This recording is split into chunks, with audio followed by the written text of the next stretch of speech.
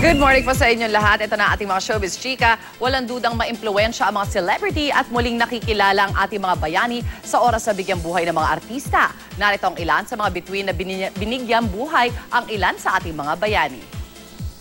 Ngayong araw ng kalayaan, balikan natin ang mga bayaning bahagi na ng ating kasaysayan. Ang ilan pa nga sa kanila, binigyang buhay ng ilang kapuso stars.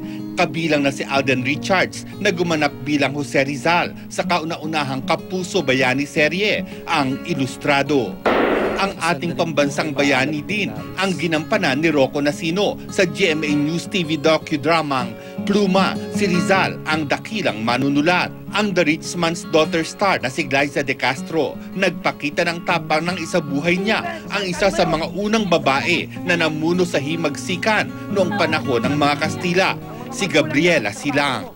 Nare-realize ko kung gaano ka-importante pa rin na bumalik tayo sa roots natin. Kahit na madami ng kumbaga sumakop sa atin at marami ng na-influence na cultures, di ba?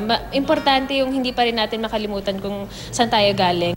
Ang kinilalang ama ng himagsikang Pilipino na si Andres Bonifacio ang binigyang buhay ni Sid Lucero sa historical docudrama series ng GMA, ang Katipunan.